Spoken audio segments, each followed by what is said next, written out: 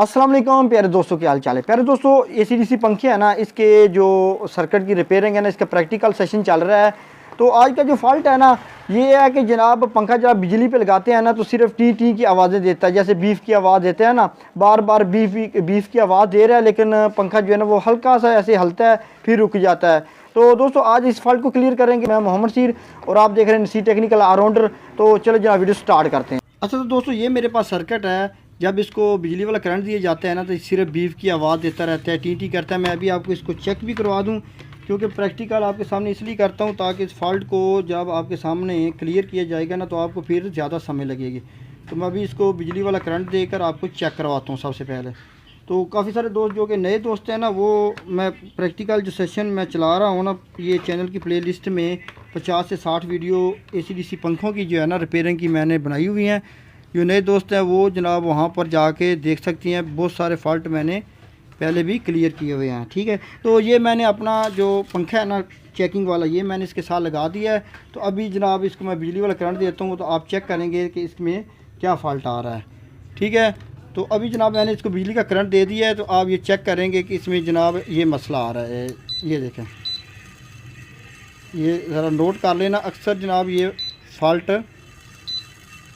बहुत सारे लोग इस फॉल्ट की वजह से ना, बाद का तो ऐसे भी होता है कि पंखा स्पीड लगा भी देता है लेकिन रुक जाता है। लेकिन अक्सर जनाब ये पंखा अगर इसके साथ पार होते तो शायद ये थोड़ा सा हलता, और ये इसी तरह जनाब ये देख।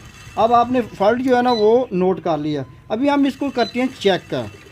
तो दोस्तों, मैं आपको कोशिश करूँगा कि मुख्तसर सा इसका जनाब फ़ॉल्ट क्लियर करके दिखाऊँ, ताकि जितना हो सके जनाब आपको ज़्यादा से ज़्यादा फ़ायदा हो सके। दोस्तों, वैसे अगर आम तौर पर देखा जाए ना कि जितना भी इस फॉल्ट का जो मेन मरकज़ होता है, तो वो दोस्तों होती है इसके कैपेसिटर।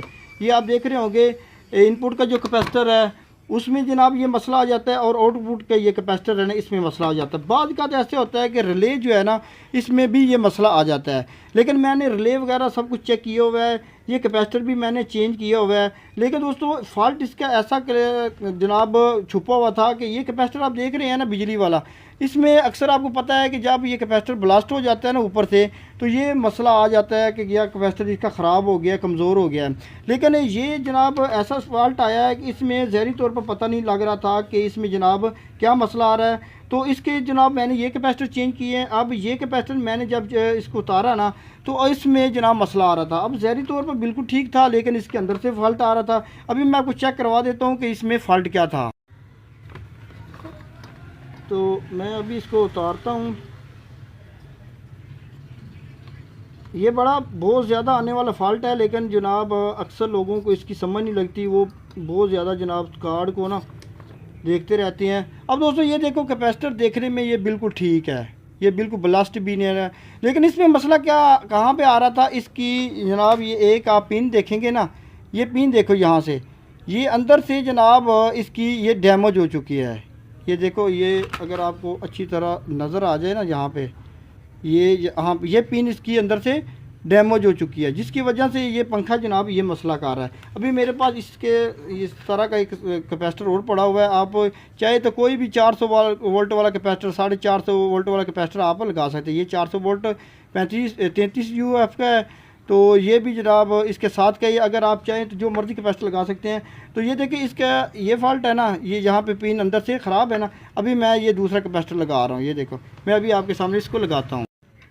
तो ये आप देख रहे होंगे कि यहाँ पे लिखा हुआ है जमा, और ये माइनस। ये जमा माइनस के हिसाब से आपने लगाना है। इसकी वाइट साइड जो होती है ना, ये इसकी माइनस होती है, और दूसरी साइड इसकी जमा होती है। यहाँ पे आपने इसको लगा देना जिस तरतीब से नीचे लगा हुआ है। ऐसे नहीं कि आपने उल्ट नहीं लगाना, उल्ट लगाओगे तो ये ब्लास्ट कर जाएगा।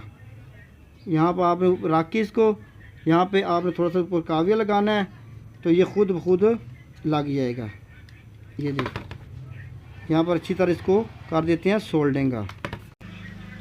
तो मैंने इसको जनाब सोल्डिंग कर दिया है।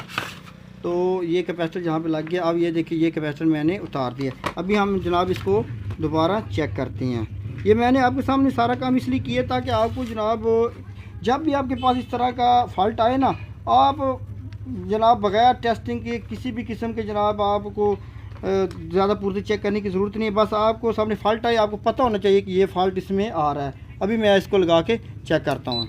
तो मैंने बिजली का करंट लगा दिया है। तो अभी आप देखें कि ये पंखा चल पड़ा है। ये देखो ना, अब ऊपर से ये ख़राब ये ठीक था, लेकिन ये नीचे से जब भी ये फ़ॉल्ट आए ना, बताने से ज़्यादा प्रैक्टिकल ज़्यादा असर होता है, क्योंकि आपको प्रैक्टिकल देखने से ज़्यादा पता चले। जब भी ये फ़ॉल्ट आए तो आपने जनाब कैपेसिटर चेंज कर देना, आपका फ़ॉल्ट फौरी तौर पर हल होता है। तो ये थी आज की इन्फॉर्मेटिव वीडियो। अगर आपको अच्छी लगे दोस्तों में शेयर करें, हमारे चैनल को सब्सक्राइब करें। मुझे दी इजाज़त, अल्लाह।